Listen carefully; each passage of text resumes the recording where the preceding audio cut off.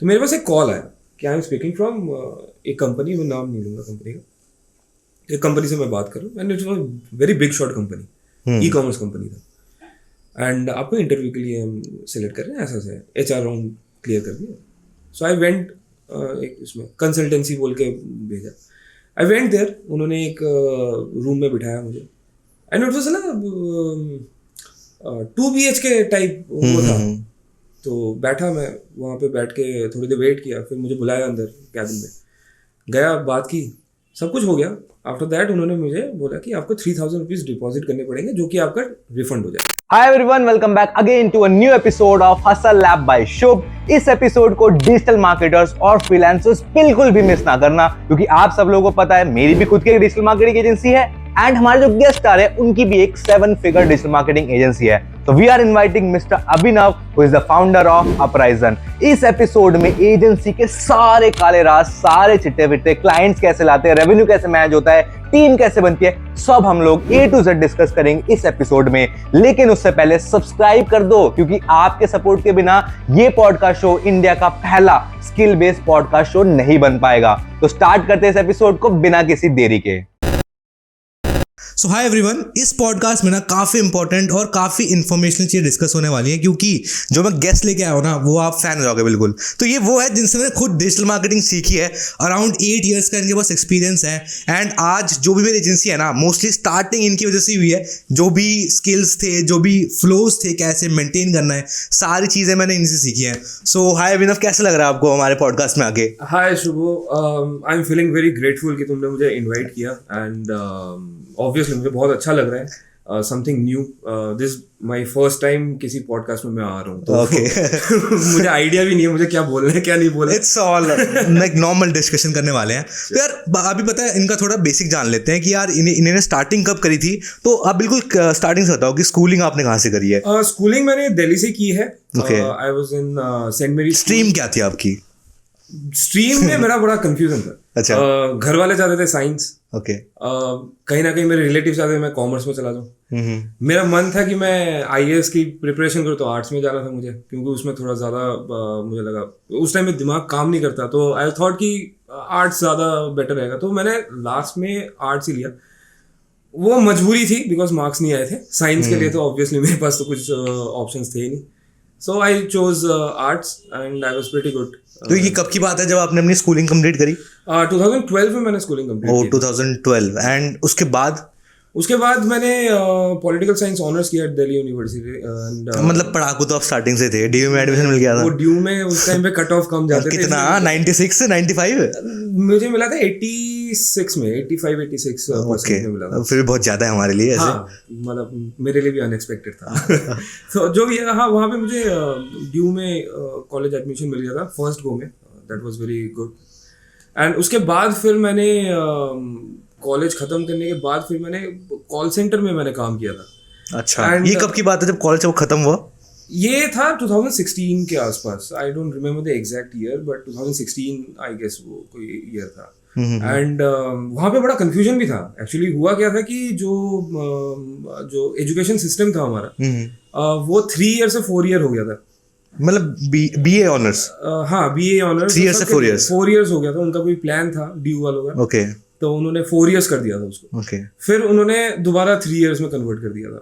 Okay. So, ये इस confusion में हुआ क्या कि कुछ एग्जामिनेशंस लेट हो रहे थे, कुछ जल्दी हो रहे थे, कुछ स्किप हो रहे थे. सो इस कंफ्यूजन के चक्कर में वो ईयर आगे पीछे थोड़ा इन्होंने ग्रेजुएशन में किया था.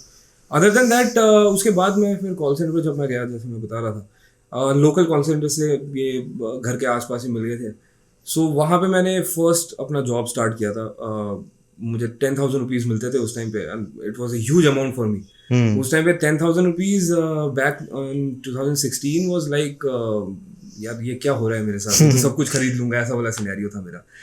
तो उसके बाद आई थॉट कि नहीं, after working couple of years और समथिंग, मुझे लगा नहीं यार ये बात. तो कितने साल तक आपने ऑन एवरेज किया कॉल सेंटर में? 1.5-2 years. तो ये कौन सा ईयर आ चुका है? 2016 आ चुका है ये, 17?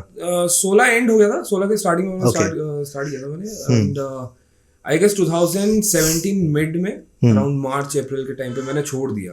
मेरे बहुत सारे पैसे डूबे, टू बी वेरी फ्रैंक। मैं सब ऑडियंस को ये भी बोलूँगा कि if you are joining any kind of call centers, तो you have to very much careful about the reputation of the या अगर आपको कॉल सेंटर ही ज्वाइन करना है, एमएनसीज ज्वाइन करना है, तो बड़ी कंपनीज में ज्वाइन करो। It's better rather than going to any आजकल तो टर्म भी काफी अलग सा हो गया, लाइक कॉल सेंटर को कॉल सेंटर नहीं कह के बीपीओ कहने लगे हैं, अब बीपीओ भी चेंज हो गए हैं। एक्चुअली देखिए, हम टीनेजर्स उस टाइम पे थे, तो टीनेजर्स में ना ये बीपीओ नहीं चलता, BPO KPO and I don't know whatsoever. So हमारे में ये कॉल सेंटर में काम करने वाले बंदे होते हैं, मतलब घर वाले भी अगर पूछे ना कहाँ काम करते हैं, कॉल सेंटर में, ये बीपीओ घर वालों को नहीं समझ में आता। सो 2017 में खत्म, 17 स्टार्टिंग में मैंने फिर खत्म कर दिया इसको। तो उसके बाद फिर आई वॉज ब्लैंक बेसिकली, करना क्या है। मेरे फादर ने सजेस्ट किया कि तूने पॉलिटिकल साइंस ऑनर्स किया है, आईएएस की तैयारी तू करेगा नहीं, मुझे पता लग गया। Okay, and I was pretty much sure कि वो नहीं होने वाला मेरे से, बिकॉज मेरे जितने भी फ्रेंड्स थे, कॉलेज मेट्स थे मेरे, उन्होंने मतलब मेरे से बढ़िया बंदे थे, एंड कुछ तो अभी बहुत अच्छे पोजीशंस में भी है। एंड मैंने उनकी पढ़ाई देखी, वो किस हिसाब से करते हैं एंड ऑल दैट। मैंने देखा ये मेरी बस की बात नहीं है, ये मैं कर ही नहीं सकता। तो उसके बाद मैं फिर सोचा कि चलो क्या करें। सो माय फादर सजेस्टेड कि डिजिटल मार्केटिंग एक कुछ आ रहा है, and out of nowhere I was surprise कि मेरे फादर डिजिटल, मैं भी सरप्राइज हूं। अभी जितना मैंने इंटरव्यू लिया है वो अवॉइड करते हैं उन लोगों के फादर के, डिजिटल मार्केटिंग ये कोई डोमेन नहीं है। हाँ, but you know it's a good thing कि उन्होंने आपको रेकमेंड किया कि डिजिटल मार्केटिंग पे आप कुछ करो। Basically see I am from a Bengali family, so हमारे में ये आर्ट्स एंड कल्चर एक बहुत ज्यादा मेन स्ट्रीम चलता है। मतलब my mother is you know musician plus dance भी उन्होंने किया है, एंड मेरे फादर अकाउंट्स में है। एंड मोर ओवर मेरे लिए बहुत ज़्यादा सरप्राइजिंग था ये कि मेरे घर से ये एक आ रही है चीज़ की एक। आपको पता था उस टाइम डिजिटल मार्केटिंग के बारे में? आपके पापा ने कहा नथिंग, मैं उल्टा चल रहा है यहाँ पे बिल्कुल। मैं डिजिटल मार्केटिंग के बारे में कुछ भी ऐसा जानता था। इट वाज लाइक कि हाँ, फेसबुक होता है, उसमें एड्स मुझे दिखते हैं, कैसे चलाते हैं मुझे कोई नहीं पता। गूगल चलाता हूँ तो कभी शूज ढूंढ रहा हूँ तो मुझे शूज की एड्स दिख रहे हैं। इतनी अच्छी टारगेटिंग, वैसे आउट ऑफ नोवेयर पूछ रहा हूँ, इतनी टारगेटिंग उस टाइम होती थी? सॉर्ट ऑफ हो जाता था, because everything was in that you know developing stage था। 2015 ऑनवर्ड्स बहुत कुछ चेंज होने लग गया था मार्केटिंग में। ओके, बिकॉज ट्रेडिशनल मार्केटिंग और डिजिटल मार्केटिंग 2019 एंड तक, जब तक कोविड नहीं आया था, तब तक ट्रेडिशनल मार्केटिंग और डिजिटल मार्केटिंग पैरेलल चल रहे थे। एंड बोथ वर लाइक कि आपका मतलब दोनों को ही करना पड़ेगा तभी आपके पास बिजनेस आएगा। People in India basically people were not much into digital marketing, मतलब भरोसा नहीं कर पा रहे थे चीज को। So I will come back to that topic as well. So अभी आपके फादर ने आपको कोर्स रेकमेंड किया? मेरे फादर ने कोर्स रेकमेंड किया एंड ही सजेस्टेड मी सम। अरे उसका भी एक यूनिक वो है कि मेरे फादर के पास कॉल आया था फॉर डिजिटल मार्केटिंग कोर्स। अच्छा। एंड माय फादर सेड कि यार मेरी उम्र निकल चुकी है कुछ नया कोर्स करने का, and I am totally you know मेरा बैकग्राउंड ही नहीं है marketing, digital marketing and all. So he suggested me, ऐसे करके ये सजेशन आया मेरे पास। So, मुझे कोई आइडिया नहीं था, मुझे करियर स्विच करना ही था, पॉलिटिकल साइंस में मेरा कुछ होना नहीं था। एंड मैं गया इंस्टीट्यूट में, आई सैट देयर, एक ब्रीफिंग हुई। So that time I understood कि नहीं, ये एक इंडस्ट्री है दैट कैन ग्रो, या which is very much you know unique है एक तरीके से। एंड यहाँ पे ना क्रिएटिविटी बहुत ज़्यादा फील होता है, बिकॉज एज आई सेड कि मैं एक कल्चरल फैमिली से बिलोंग करता हूँ जहाँ पे म्यूजिशियंस हैं, आर्टिस्ट हैं, एंड वो है। तो मैं सोचता हूँ कि digital marketing is also a place जहाँ पे आप अपनी क्रिएटिविटी, अपने आइडियाज को वहाँ पे एक्सप्लोर कर सकते हो। इट इज़ नॉट मैंडेटरी कि आपको किसी म्यूजिशियन फैमिली से बिलोंग करते हो तो आप म्यूजिशियन ही बनो, या आप किसी एक पर्टिकुलर मतलब डॉक्टर फैमिली से होते हो आपको डॉक्टर ही बनना पड़ेगा। So if you are comfortable with any kind of you know in any field, तो मुझे लगता है कि उस फील्ड को फॉलो करना ज़्यादा बेटर है, and you will catch it. मतलब एक ऐसा फील आता है अंदर, आपको खुद ही पता लग जाएगा कि नहीं दिस इज आपकी मतलब ब्रीफिंग में ये फील आ गई थी आपको कि आप तो डिजिटल मार्केटिंग करनी है full scale? Because the thing is कि मुझे उनके पसंद आ रहा था आपको चीजें, ब्रीफिंग से मुझे कोई मतलब नहीं था, very Frank. Because every institute is like कि वो अपनी मार्केटिंग कर रही है, राइट. मुझे उसका जो जिस्ट मिला कि what is basically digital marketing है क्या, करता क्या है, करना क्या है इसमें, होगा क्या, एंड कितना इसमें मुझे क्रिएटिविटी इसमें डालना पड़ेगा. So that is the thing जो मुझे फैसिनेट किया. So I was very much into that. I thought कि नहीं ये चीज है जिसको मुझे फॉलो करना है. तो आपने 2018 ले लेते हैं, 18 में 17. 17 में मैंने कोर्स ज्वाइन किया. कितना लंबा कोर्स था, इनकी कॉस्ट क्या थी इस कोर्स की? देखो एवरी इंस्टीट्यूट सेज कि आपका कोर्स मैं 4 महीने में खत्म करवा. मेरा कोर्स चला था 8 महीने. ओके. ठीक है, ड्यू टू कुछ ना कुछ प्रॉब्लम हो ही जाता है. कभी टीचर्स नहीं आ रहे, कभी मैं नहीं जा रहा, कभी कुछ हो रहा है. इस टाइम तो सारे ऑफलाइन ही हो रहा होगा, जाके सीखना. हाँ, जाके इंस्टीट्यूट में जाके सीखना हो रहा है. एंड मोर ओवर इस टाइम पे digital marketing was evolving. So daily कुछ ना कुछ नया हमें मतलब मान लो आज अगर मैं कुछ सीख रहा हूँ तो कल को मुझे कुछ और उसी फील्ड में कुछ और समझ में आ रहा है. बिकॉज कुछ एल्गोरिदम चेंज हो गया है, एसईओ में चेंज हो गया है, एड्स में चेंज हो गया है. तो ऐसे करके बहुत सारे. कॉस्ट क्या थी इस पूरे कोर्स की उस टाइम? आई थिंक 50-60,000 कुछ चार्ज किया था. तो आप देख रहे हो इसमें मतलब प्राइस का एक बहुत बड़ा फैक्टर है. जितनी ज्यादा बैकडेटेड चीजें थी, प्राइस उतना ज्यादा था. आज जितनी हम आगे आ चुके हैं, price is about nothing, right. अब तो फ्रीली ये सब चीजें अवेलेबल है, बट एक टाइम में गाइडेंस चाहिए होती थी, ये मुझे लगता है. पता है क्या है शुभ, होता क्या था कि उस टाइम पे बताने वाला कोई नहीं. हाँ, ठीक. और YouTube भी उतना ज्यादा डिजिटल मार्केटिंग कोर्स के हिसाब से इतना इवॉल्व नहीं हुआ था. वो बैक आफ्टर 2018 या 2019 के आसपास जब लोगों ने YouTube में वीडियोस डालने स्टार्ट किए. मेनली लोग इंडिया में इतने ज्यादा वीडियोस तो उस टाइम पे नहीं थे, करते भी नहीं थे डिजिटल मार्केटिंग को लेके. तो लोग क्या करते थे कि जो वेस्टर्न वर्ल्ड्स के जितने कॉन्सेप्ट्स होते हैं उनको कॉपी करके कॉपी कर रहे थे और उन्हीं को वो फॉलो कर रहे थे कि कैसे करें. But we have to understand कि Indian market is totally different from the western world. Because हमारा माइंडसेट इज डिफरेंट. हमारा यहाँ पे अलग अलग सोसाइटीज बिलोंग करते हैं. कुछ ऐसी सोसाइटीज है जो पैसा कम खर्चा करना चाहते हैं but they want to earn more money. कुछ बंदे ऐसे हैं कि जिनको कितना पैसा वो कमा रहे हैं उससे मतलब नहीं है, उनको ब्रांड अवेयरनेस से मतलब है. अब 2017-18 में तो आई थिंक इतना पैसा भी नहीं होगा बिजनेसेस के पास कि वो एक अलग बिल्कुल एक्सपेरिमेंटल चीज ही है वो कुछ बिजनेस के लिए. उस टाइम पैसा था, ऐसा नहीं है कि पैसा नहीं था. People were doing but people were not investing on digital marketing. Okay. वो ट्रेडिशनल मार्केटिंग में ज्यादा भरोसा कर रहे थे. दे वर लाइक कि बिलबोर्ड्स लगा देंगे, न्यूज़पेपर में एड्स दे देंगे. अब ये भी आप मेरे को एक ऑडियंस पॉइंट ऑफ व्यू समझाओ कि ट्रेडिशनल मार्केटिंग और डिजिटल मार्केटिंग में 2017 में क्या कंपैरिजन था, लाइक एक बेसिक ऑडियंस के लिए. अगर आपको बताऊं कि अगर कोई कंपनी का बजट अगर एलोकेट होता है, मान लो 100 रुपए एलोकेट हुआ है, तो 20-30 rupees were for digital marketing. Okay.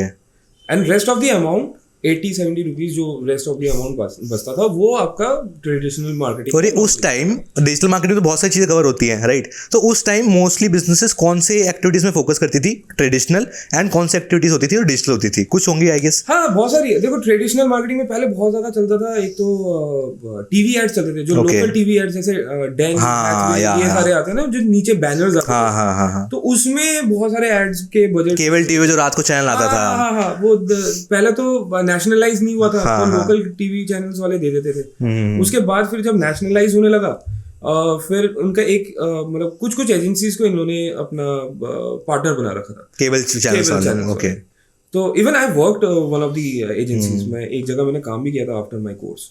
तो उन्होंने वहां पे इन्वेस्ट ज्यादा करना, मतलब they used to cost around 30,000 से स्टार्टिंग होती थी. ओके. 10,000 का भी कुछ छोटे छोटे एड्स होते थे. 10,000, 30,000, 50,000, लाख, 1.5 लाख, 5 लाख तक के एड्स मतलब मैंने देखे हैं बनते हुए. एंड उसी के काउंटर पार्ट में if somebody wants to spend on digital marketing, वो mainly Facebook ads and Google ads में स्पेंड करते थे. ओके. बिंग यहाँ पे इतना चलता नहीं है इंडिया में. और सोशल मीडिया पेज जो होता था वो तो कंसेप्ट था ही नहीं आएगा उस टाइम पे, राइट. उस टाइम पे यार लोगों को ना नॉलेज नहीं था. जो कंटेंट मार्केटिंग बेसिकली होती है. जो एजेंसी भी चलाते थे ना, उनको भी इतना नॉलेज नहीं था कि उसको कैटर कैसे करें. या तो देखो जैसे हमारे लाइफ में होता है, पहले हायर क्लास था और लोअर क्लास था, मिडिल क्लास था ही नहीं कोई. फिर बीच में मिडिल क्लास आया एक टाइम पे, ठीक है. वैसे ही एजेंसीज के साथ हुआ. एक हायर एजेंसी है जिसको सब कुछ पता है, इन डेप्थ नॉलेज है, जो बाहर कैलिफोर्निया से या कहीं से उसने अपना कोर्स करके आया है. उसको सब कुछ पता है कि क्या क्या करना है और किस बिजनेस के लिए मुझे क्या करना है. सो वो बड़े बिजनेस को पकड़ते हैं जैसे Tata, Birla and you know ये रिलायंस एंड बड़े बड़े बिजनेस को पकड़ के एंड वो प्रमोट करते थे. जो छोटी एजेंसीज थी जो सबसे लो बजट वाले एजेंसीज होते थे या जो बूटस्ट्रैप एजेंसीज होते थे, उनके पास वो समझाने वाला वो नॉलेज, वो ये देखा कि हाँ डिजिटल मार्केटिंग है, अब हम ट्रेडिशनल मार्केटिंग कर रहे हैं तो डिजिटल मार्केटिंग भी कर सकते हैं, तो विल स्टार्ट डिजिटल मार्केटिंग। 2-4 बंदे हायर कर लिए एंड विल डू बेसिक देख लिया कि हाँ सोशल मीडिया में पोस्ट करना है, रीच बढ़ानी है, ऐड चलानी है, दैट्स इट। तो अब coming back to the topic, आपने अपनी कोर्स अपना खत्म किया 8 महीनों के अंदर, देन उसके बाद आपका जॉब, आपकी फर्स्ट जॉब कैसी लगी? फर्स्ट जॉब में तो मैं स्कैम हो गया। अच्छा, क्या डिजिटल मार्केटिंग जॉब थी? स्कैम मैं बताता हूँ कैसे हुआ। मतलब ये बहुत इंटरेस्टिंग चीज़ है। मैं फंसा था, मैं नहीं चाहता कि हमारे में से कोई भी ऑडियंस फंसे इस चीज़ में।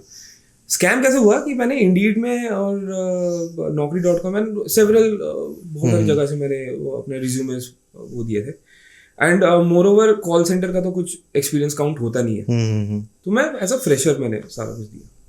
तो मेरे पास एक कॉल आया कि आई एम स्पीकिंग फ्रॉम एक कंपनी, मैं नाम नहीं लूँगा कंपनी का, एक कंपनी से मैं बात कर रहा हूँ, and it's a very big shot company, e commerce company था, एंड आपको इंटरव्यू के लिए हम सिलेक्ट कर रहे हैं, ऐसा से HR राउंड क्लियर कर दिया।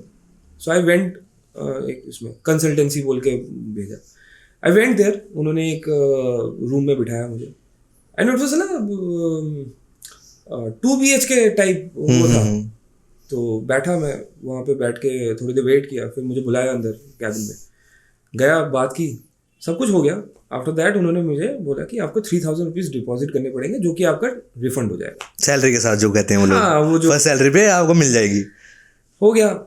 तो ये तो कंसल्टेंसी थी आई गेस, आपको लगा कि ये कंपनी है, बट कंसल्टेंसी थी। होता क्या है कि कुछ कंपनीज ना आउटसोर्स कर देती है वो HR डिपार्टमेंट को, ताकि वो हायर करके वो कंपनीज में डाल दे। ये बहुत सारी कंपनीज करती है, जिसको पेरोल में भी काउंट करते हैं बहुत सारे लोग, तो ऐसे। सो उस टाइम पे हुआ क्या कि I paid them, and I was very like I was in need of the job, मतलब मैं बहुत ज्यादा नीड में था उस टाइम पे। होता क्या है कि आप जब एक पॉइंट पे आ जाते हो ना अपने टीनेज में, आप घर से पैसे नहीं मांग सकते। And once I started my work at call centre, तो मैंने घर से पैसे मांगने बंद कर दिए। तो हुआ क्या कि मैंने फाइनेंशियल क्राइसिस में आ गया था मैं, बिकॉज कॉल सेंटर में तो पैसे अच्छे होते हैं ना, आप खर्चा करना स्टार्ट कर देते हो, कुछ खरीद रहे हो, ये कर रहे हो, वो कर रहे हो, आपका स्टैंडर्ड ऑफ लिविंग ऊपर चला जाता है फॉर दैट पर्टिकुलर टाइम। ये कोई आपका मतलब एंड रिजल्ट नहीं है, आप इसको कंटिन्यू नहीं कर सकते।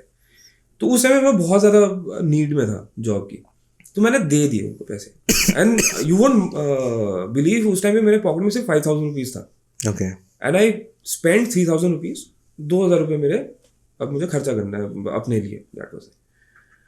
एंड 1 महीना वेट किया, 1.5 महीना वेट किया, और उधर से जवाब देता नहीं करवा रहे हैं, अभी करवा रहे हैं, करते करते तो 1.5 महीना तक वो ले लिया था, 1.5 महीना तक। एंड आई वाज आल्सो, मैं प्रिपरेशन और कर रहा था, मैं फॉलोअप्स कर रहा था, मैं कहीं और भी इंटरव्यूज दे रहा था। कुछ इंटरव्यूज मुझे पसंद नहीं आया, मैंने ना कर दिया, कुछ इंटरव्यूज में मैं रिजेक्ट हो गया, and obviously I was very prepared कि मैं रिजेक्ट होऊंगा, because I was fresher, so it was very normal for me.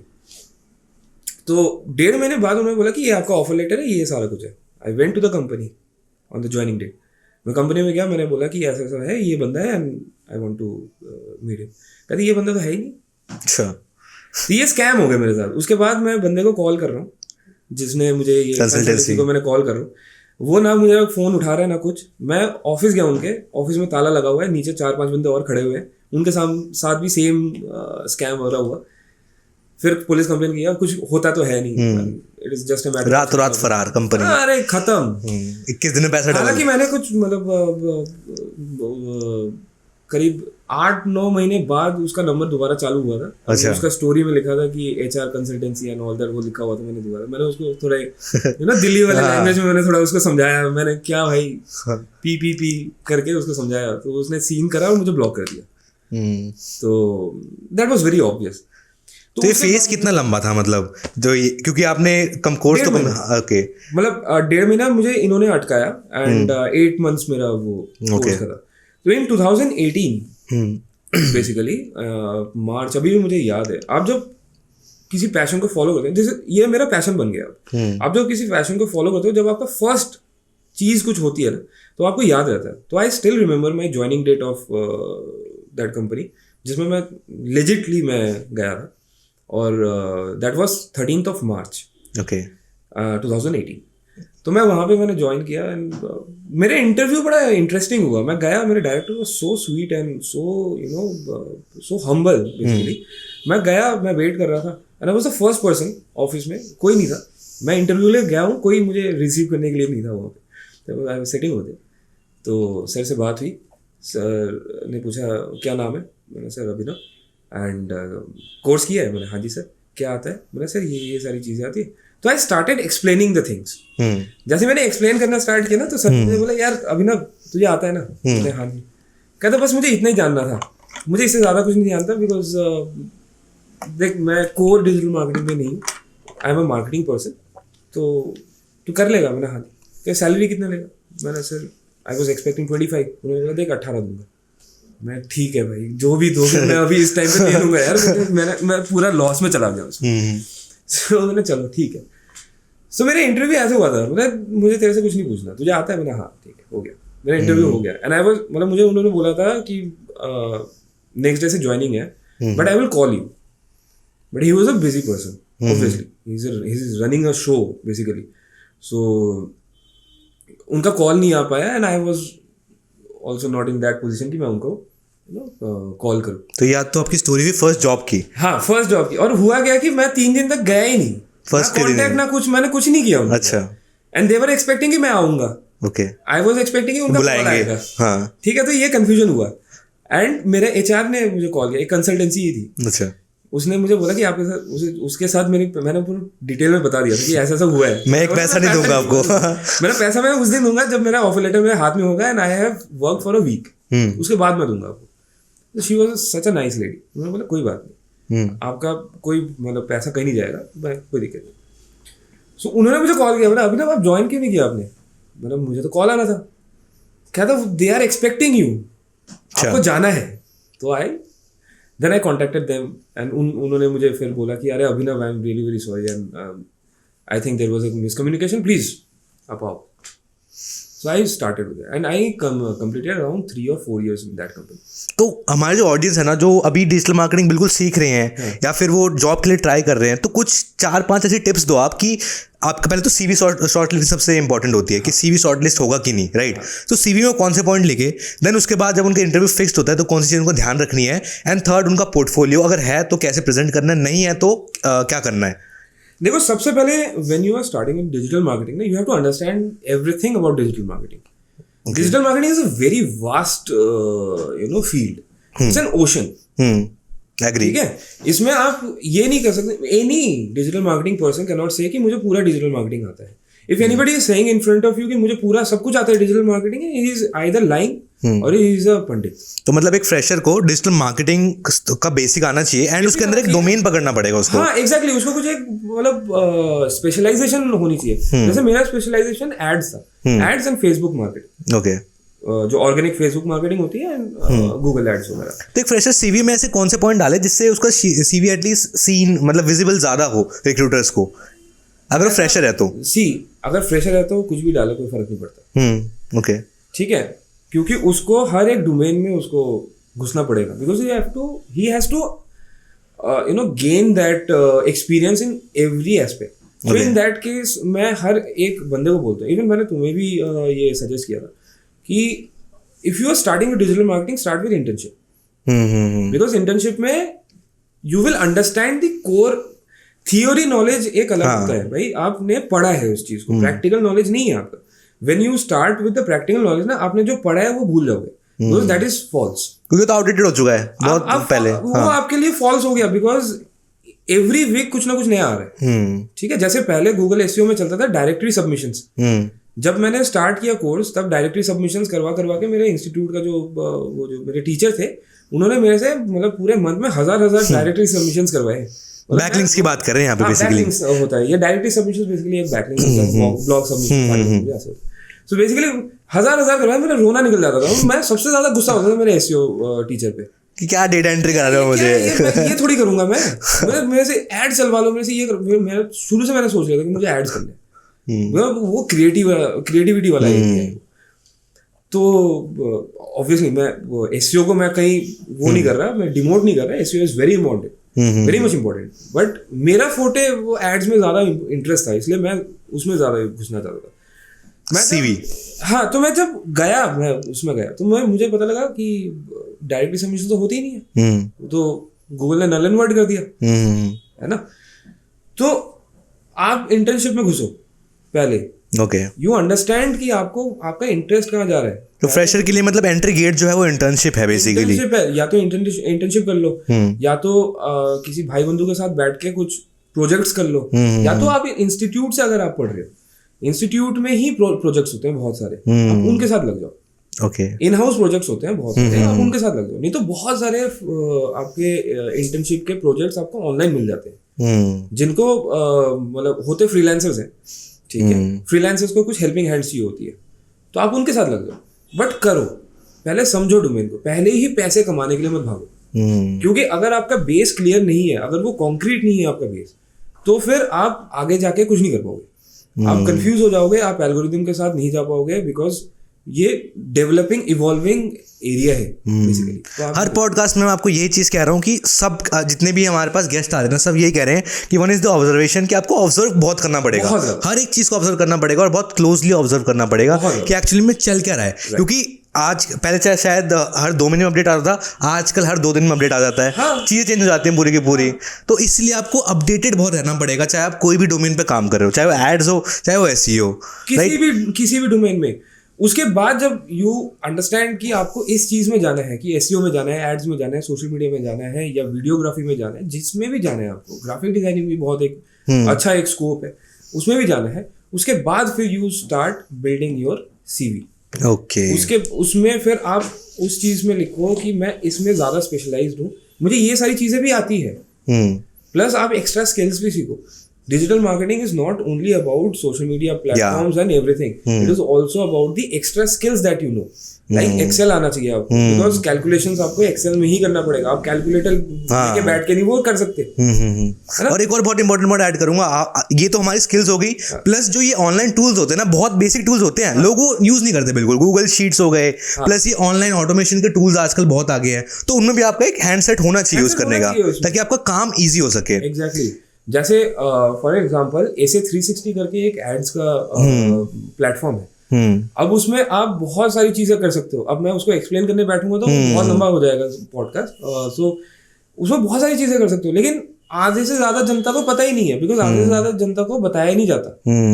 Even मैं एक मतलब with in 15 minutes of time में मैं 1000 एड्स को एक बार में गूगल में डाल सकता हूँ। 1000 एड्स को कैसे, आधे लोगों को पता नहीं है। गूगल एड्स एडिटर करके एक सॉफ्टवेयर आता है, गूगल का ही होता है, इवन बिंग का भी खुद का है, माइक्रोसॉफ्ट का, माइक्रोसॉफ्ट एड एडिटर करके, तो ये लोगों को पता नहीं है। So you have to gather those knowledge only by practical and experience से ही आप जान पाओगे। मुझे भी नहीं पता था, मुझे बोलने में कुछ भी मतलब थोड़ी सी भी शर्म नहीं आई। मुझे अभी कितने 2 साल पहले पता लगा ये कि एड्स एडिटर करके। तो वापस आते हैं, लाइक आपने ये 3 साल तक ये वाली एजेंसी में आप जॉब करी आपने, उसके बाद आपका नेक्स्ट स्टेप क्या था?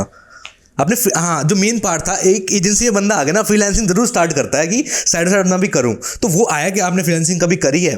हाँ, मैंने की है। मैंने फुल प्रूफ फ्रीलांसिंग कभी नहीं करी है। अच्छा, टू बी वेरी फ्रैंक, मतलब एजेंसी के साथ रहती थोड़ा बहुत अपना एक्स्ट्रा इनकम होता ना। जैसे यार तेरे पास से भी मेरे पास वो आए थे, बहुत सारे प्रोजेक्ट्स आए थे, क्या कर दे, है ना। तो व्हाट आई टोल्ड यू कि हाँ मैं ये कर दूंगा, बट एंड रिजल्ट तुझे चेक करना पड़ेगा, राइट। यू रिमेम्बर जब मैं चंडीगढ़ में था, तो वो सारी चीजें थी।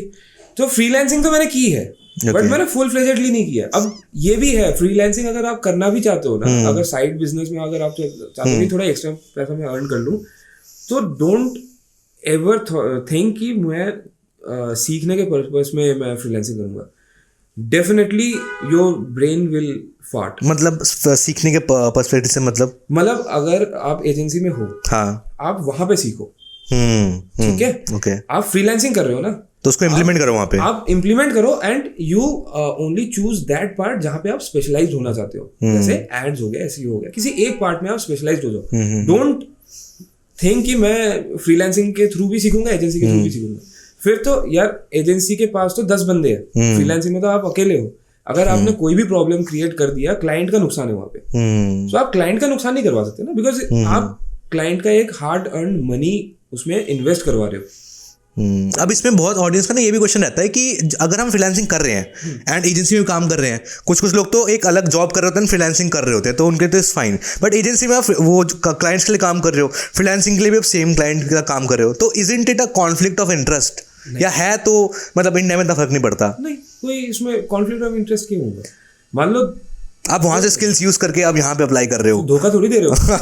आप ना देखो, मेरा मानना एक चीज है कि you have to be very passionate and honest with your work. Okay, ठीक है, आपको ऑनेस्ट रहना पड़ेगा। आप एजेंसी की कोई भी डॉक्यूमेंट्स या एजेंसी का कोई भी इंफॉर्मेशन आप फ्रीलांसिंग वर्क में मत यूज करो, तो कोई कॉन्फ्लिक्ट ऑफ इंटरेस्ट होगा ही नहीं उसमें। अगर आप बोलोगे कि हाँ, ये मान लो एक डॉक्टर है, फिजियोथेरेपी है, फिजियोथेरेपिस्ट आया एजेंसी में, आप उसके लिए काम कर रहे हो, एंड आपके पास यहाँ पे भी फ्रीलांसिंग में भी एक फिजियोथेरेपिस्ट है, तो आप ये मत करो कि इस बंदे का जो भी लीड्स आया है आप इस बंदे को दे दो, बट उसमें जो आपने यूज किया है वो आप इसमें स्किल्स आप यूज कर सकते अरे हो। आप इसमें आप इस एजेंसी में नहीं यूज करोगे, आप अगले एजेंसी में यूज करोगे। वो बेसिकली आपका एक्सपीरियंस है। हाँ, आप जो भी कर रहे हो, आप वो एक्सपीरियंस गेन कर रहे हो। बेसिकली आप लाइफ में भी यही करते हो ना। आप साइकिल चलाते हो, मान लो कोई XYZ कंपनी के साइकिल चला रहे हो, ठीक है, छोटा सा साइकिल है, चला लिया, गिर गए, ये हुआ ये हुआ, आप थोड़े बड़े हुए, उसके बाद आप थोड़ा एक बड़ा साइकिल लिया, आप कॉलेज पास आउट हुए, पापा ने एक बाइक खरीद के दे दी, है तो 2 पहिया ही ना, तो आप तो एक्सपीरियंस यूज कर रहे हो, आप धोखा थोड़ी दे रहे हो अपने आप किसी उस चीज में। तो आपका ये फ्रीलांसिंग का मतलब सॉरी एजेंसी का जो जर्नी है ये कितनी लंबी रही इवेंचुअली? एंड अभी हम एक बहुत इंटरेस्टिंग पार्ट पे भी आ रहे हैं बस थोड़ी देर में, तो कितनी लंबी रही आपकी एजेंसी की जर्नी? एजेंसी पार्ट जो मेरी थी वो अराउंड 3-4 इयर्स की थी मेरी इन टोटल। ओके, उसके बाद भी मैंने एजेंसी छोड़ने के बाद भी मैंने ये नहीं किया है कि मैंने उस एजेंसी को छोड़ दिया है कंप्लीटली। मैं उनको टाइम टू टाइम गाइड करना या उनको एज अ स्ट्रेटेजिक कंसल्टेशन, कोई कंसल्टेशन हुआ या कुछ हेल्प चाहिए उनको, कहीं फंस रहे हैं वो या एनीथिंग, वो मैं करता। तो अपने एग्जिट कौन से पोजीशन से लिया था उस एजेंसी से? I was head of the department. Okay, Chandigarh में था मैं, चंडीगढ़ जोन का हेड कर रहा था मैं। सो वो उस पार्ट में मैंने सोचा कि if I am doing, because जब आप एक पोजीशन में चले जाते हो, you are the decision maker हो गए, कहीं ना कहीं आपके ऊपर सिर्फ आपके कुछ टॉप मैनेजमेंट के लोग होते हैं जिनको सिर्फ आंसर करना पड़ेगा। You don't have managers, you don't have anybody, आप सिर्फ डायरेक्टर्स को या CEO को आप आंसर कर रहे हो। तो उस टाइम पे बड़ा ना आपका माइंड खुल जाता है कि आप अब क्या करना चाहते हो। उस टाइम पे मेरे पास 2 ऑप्शन थे, either I continue with my current job, either I switch my job, और एल्स मैं अपना स्टार्ट कर। तो इनका यही है, तो इनका थोड़ा सा और ऐड ऑन कर देता हूँ। बेसिकली अभी एक 7 figure digital marketing agency run कर रहे हैं, आई गेस 2 इयर्स हो गए हैं उसको चलाते हुए या थोड़ा कम? 1.5। सो अपराइजन करके इनकी डिजिटल मार्केटिंग एजेंसी है, एंड एक बिल्कुल लाइव एग्जांपल है। लोग हमेशा यही करते हैं, एक जगह से सीख के देन उसको खुद अप्लाई करते हैं या फिर अलग जगह दूसरी कंपनी में अप्लाई करके अपग्रेड लेते हैं। तो थोड़ा सा ब्रीफ में आप बताओ कि अपराइजन क्या करती है and how it is different from other digital marketing agencies? See, अपराइजन is basically whole and sole digital marketing agency जो हम रन कर रहे हैं। It is not only me जो मैं रन कर रहा हूँ, मैं ये नहीं बोलूँगा। I have 2 more buddies with me जो मेरे साथ एकदम शोल्डर टू शोल्डर वो काम कर रहे हैं, and we have specialized with each and every prospects. जैसे मैं एड्स एंड सोशल मीडिया में मेरा हैंडल ज़्यादा अच्छा है, तो मैं वो वाला पार्ट ज्यादा देखता हूँ। तो मेरा एक बड़ी का फाइनेंस में ज्यादा हाथ अच्छा है, तो वो फाइनेंस ज्यादा देखता है। एक बंदा क्लाइंट कैटरिंग करना वो ज्यादा समझता है, तो वो क्लाइंट कैटरिंग। तो आपने मतलब प्रायोरिटाइज किया हुआ है कि ये बंदा यही करेगा, उसके अलावा कुछ नहीं करेगा। Very strict about that. You can give us suggestion, मतलब अगर मेरे काम में कोई सजेशन है वो दे सकते हो, but you can not step into my shoes and tell me what. क्योंकि बहुत सारे आप लोग ये चीज फेस करी होगी, आप एजेंसी रन कर रहे हो ना, तो आप एक ही बंदे हो और मैं बहुत सारी चीजें कर रहा होता हूँ। फ्रीलांसर भी हो तो आप ये सेम चीज कर रहे होते हो, तो ये चीज सीखने वाली है कि यार कुछ टाइम तक करना इज फाइन, जब तक आप नहीं कर सकते then dedicate the person to a particular task. वो बहुत ज्यादा इजी हो जाता है, कॉन्फ्लिक्ट नहीं होता, सबसे बड़ी बात। एंड मोर ओवर पता है क्या होता है कि इसमें आपका ना एक स्मूथनेस आ जाता है, आप बहुत सारी चीजें सोच सकते हो। हाँ, टाइम बच जाता है हमारे पास, आप डिस्कशन कर सकते हो यार। और ये तो है नहीं कि 3 पार्टनर्स बैठे हुए, जो हम मूवीज वगैरह में देखते हैं कि 3 पार्टनर्स बैठे हुए हैं, या तो वो कुछ अल्कोहल पी रहे हैं या तो कुछ कर रहे हैं, एंड वो अनाप शनाप बक रहे हैं, लड़ाई होगी एंड खत्म कंपनी। ऐसा नहीं होता। हम बैठते हैं, बैठ के हम बातचीत करते हैं, डिस्कशन करते हैं, कॉन्फ्लिक्ट ऑफ इंटरेस्ट होता ही है हर एक बंदे में, दोस्तों के बीच में होता है, घर में होता है, तो एक पार्टनर के बीच में तो होगा ही, बिकॉज उसमें मनी इन्वॉल्व है। तो ये चीज तो बहुत नॉर्मल है। तो आपकी एजेंसी में आप तो पे स्केल पे थे, एक अच्छी सैलरी आ रही थी, आप बड़े हैप्पी थे। एजेंसी में आई एम श्योर कि भाई स्टार्टिंग करना इज द डिफिकल्ट पार्ट, तो क्या चैलेंजेस आपने फेस करे एजेंसी स्टार्ट करते time? Shubh, I will correct you over here, starting करना is not the very big part. अच्छा, स्टार्टअप कर देते हो? कोई भी कर देता है।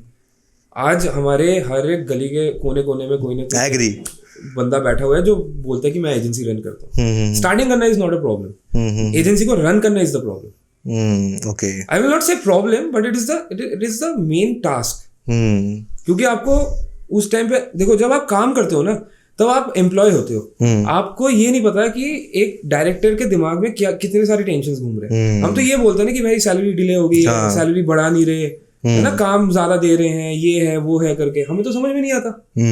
लेकिन जब आप एजेंसी स्टार्ट करते हो ना, देन यू अंडरस्टैंड कि भाई कितना इमेंस प्रेशर होता है एक बंदे पे, बिकॉज वो सिर्फ एक चीज पे फोकस नहीं कर रहा। यार मैं एम्प्लॉय हूँ, मैं तो सिर्फ एड्स पे फोकस कर रहा हूँ, बट एक डायरेक्टर आपके 15 एम्प्लॉयज को भी आपको हैंडल करना पड़ेगा, उनके कॉन्फ्लिक्ट्स ऑफ इंटरेस्ट को भी हैंडल करना पड़ेगा, प्लस पार्टनर्स को भी हैंडल करने पड़ेंगे। ठीक है, अगर आपके कंपनी में इन्वेस्टर है तो उनको भी हैंडल करना पड़ेगा, प्लस आपको प्रॉफिट शेयरिंग भी आनी चाहिए, क्लाइंट भी आना चाहिए, है ना सर। बहुत सारी चीजें होती है जो आपको एक एजेंसी रन करने के लिए चाहिए होती है। तो सबसे बड़ा चैलेंज आपने अभी तक क्या फेस किया है एजेंसी में? क्लाइंट लाना। टू बी वेरी फ्रैंक कह रहा हूँ, क्लाइंट लाना, बिकॉज सी क्लाइंट लाना is not the problem, but choose the right client for your agency is the problem. Client आ जाता है 5,000 के लिए भी आ जाते हैं, मतलब अगर मैं आज ऐड डालूंगा ना कि मैं 5,000 में आपकी वेबसाइट बना दूंगा तो 100 इंक्वायरीज आ जाएंगी मेरे पास, लेकिन उनमें से 10 इंक्वायरीज ऐसी होंगी जो बोलेंगे यार 5,000 में से कुछ कम कर दो। अरे 10 भी नहीं होंगी यार, मैं तो कम बोल रहा हूँ, उससे ज्यादा ही होंगी। उसमें से 2 या 3 बंदे आएंगे जो जेन्युइनली जिनको वेबसाइट की रिक्वायरमेंट है। और ऐसा है कि ऐसा भी तो होता है ना कि अगर हम ज्यादा लो पिच कर देते हैं स्टार्टिंग में, तो हम क्लाइंट ले आ पाते हैं, बट यू नो क्वालिटी हम अपना फ्रीडम नहीं यूज कर पाते उस प्रोजेक्ट्स में। एग्जैक्टली, मैं इसी पॉइंट पे आ रहा था कि आप क्लाइंट लेके आना चाहते हो, आप लेके आओ, आपको 5,000 रुपीज क्लाइंट भी मिल जाएंगे, आपको 5 लाख वाले भी मिल जाएंगे। 5,000 वाले ढूंढने में इजी है, लेकिन आपको हेडेक कितना दे देंगे ना। उनका मेन मोटिव होता है कि लैक ऑफ, मतलब एक तो प्रॉब्लम ये है कि लैक ऑफ नॉलेज, और मोटिव ये होता है कि मैं 5,000 रुपये दे रहा हूँ ना, तो मुझे 15,000 का काम चाहिए। ठीक है, मैं उनमें गलत, मैं ये नहीं कह रहा कि वो गलत है, बट उनको या तो एजेंसी उनको ढंग से समझा नहीं पाती कि आपको क्या चाहिए और मैं आपको कितना दे सकता हूँ काम में, कितनी सर्विसेज मैं आपको इस अमाउंट में आपको प्रोवाइड कर सकता हूँ, और क्या मैं आपको रिजल्ट लाके दे सकता हूँ।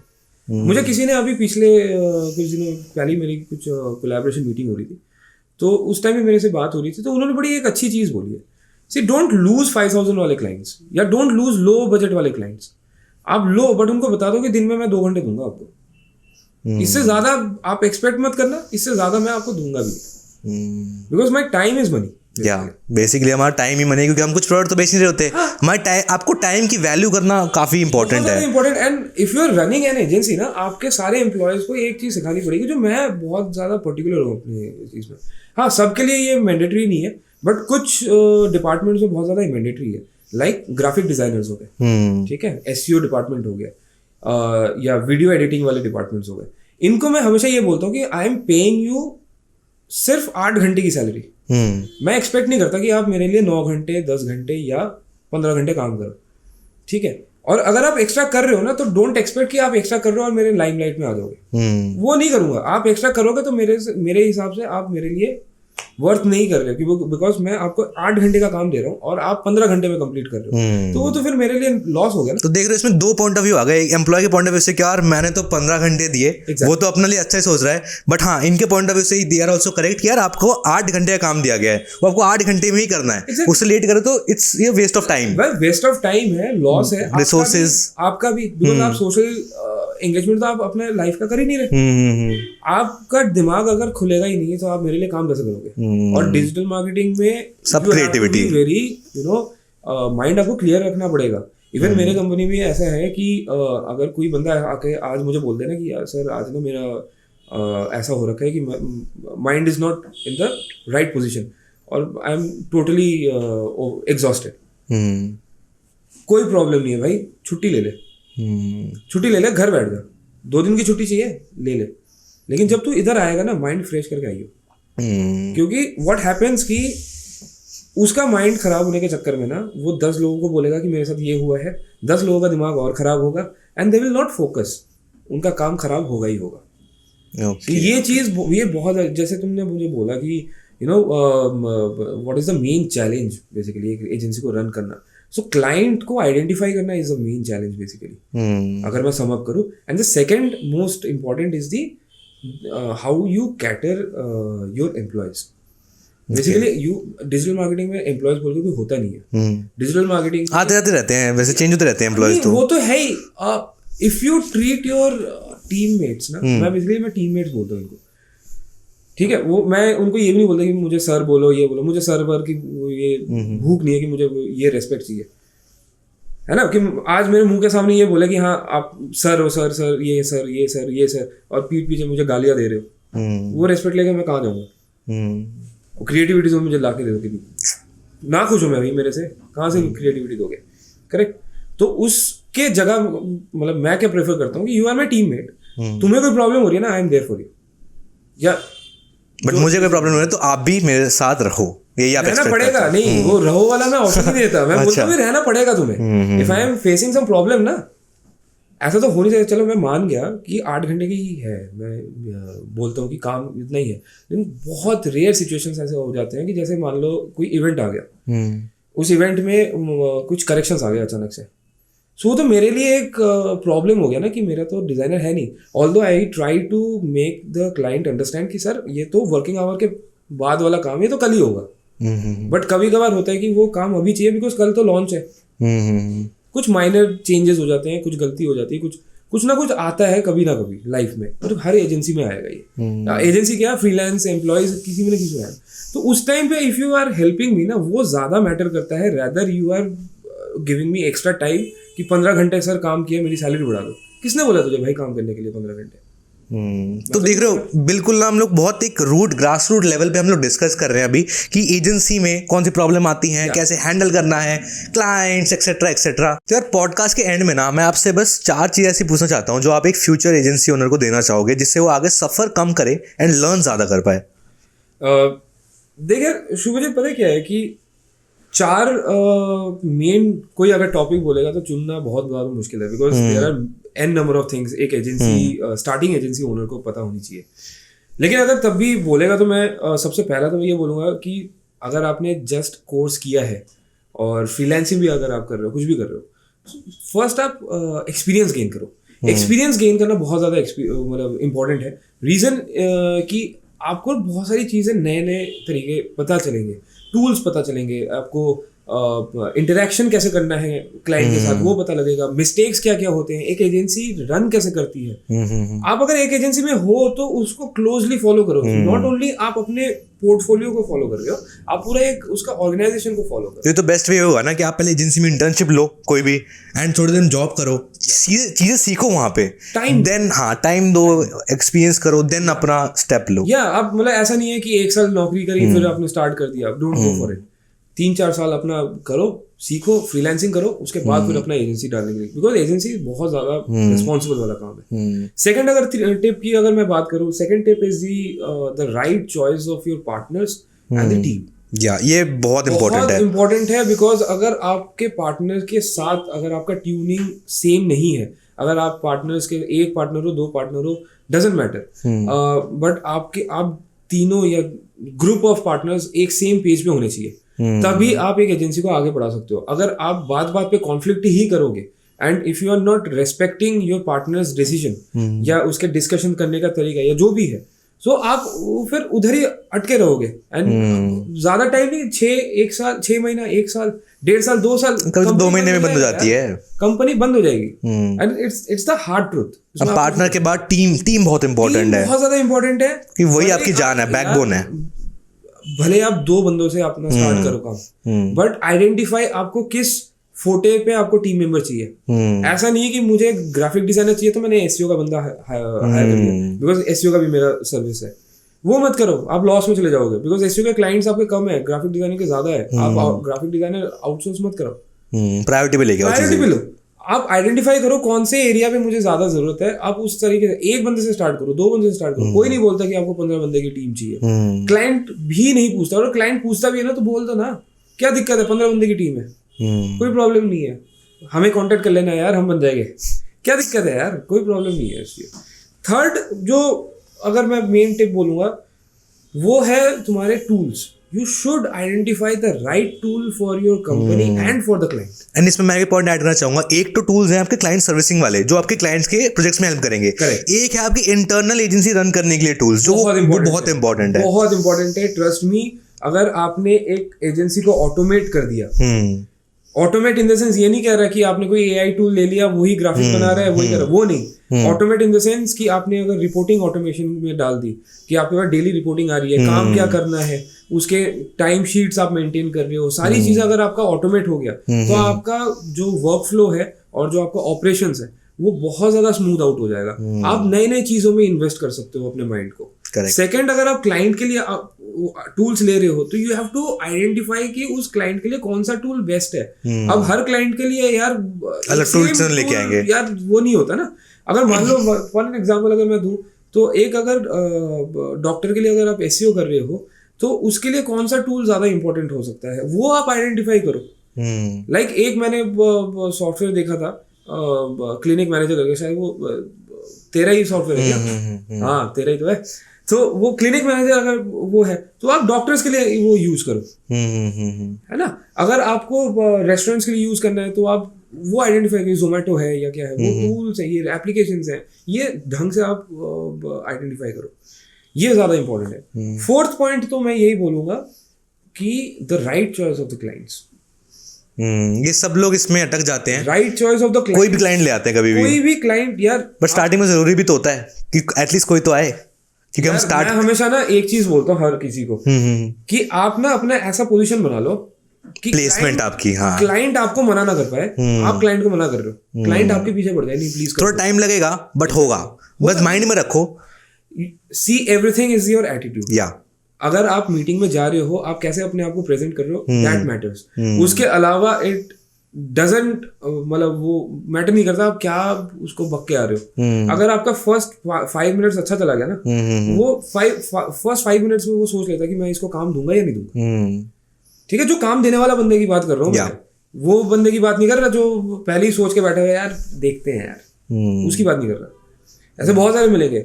एंड डिसअपॉइंट मत हो बिल्कुल भी, ऊपर नीचे होगा, बिकॉज ये एंटरप्रेन्योरशिप है, इसमें ऊपर नीचे जाएगा ही। इसमें आप कुछ आप जॉब नहीं कर रहे हो, आप एक कंपनी चला रहे हो। Exactly, you are the owner of the company. क्या आप अपने आप के ओनर हो, ठीक है, और आप अपनी टीम के भी ओनर हो, आपको टीम को भी लेके चलना है। आपको डिसिप्लिन करना रहना पड़ेगा, ये चीज है। अगर आप डिसिप्लिन नहीं हो तो ना आपके क्लाइंट्स चाहे 100 क्लाइंट्स ले आओ, कोई प्रॉब्लम, वो सस्टेन नहीं करने वाले, टीममेट्स नहीं रहने वाले, पार्टनर्स नहीं रहने वाले, आपकी कंपनी नहीं रहने वाली। ये हार्ड ट्रूथ है। Discipline is the very important thing, ये चीज है। एंड बाकी इस पे अगर मैं चर्चा करूंगा तो करता ही रह जाऊंगा। तो उसी पार्ट पे आ रहे थे, तो पॉडकास्ट ना बहुत सही था।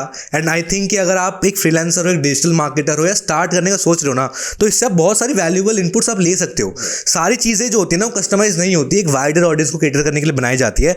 बट आपको एज अ डिजिटल मार्केटर को पता होना चाहिए कि मुझे इस पॉडकास्ट में से ये चीज़ पिक करनी है एंड अपने आप में इंप्लीमेंट करना है। तो होप करता हूँ पॉडकास्ट का एपिसोड बढ़िया लगाओ। अगर रिस्पॉन्स अच्छा आता है तो नेक्स्ट एपिसोड हम जरूर करेंगे।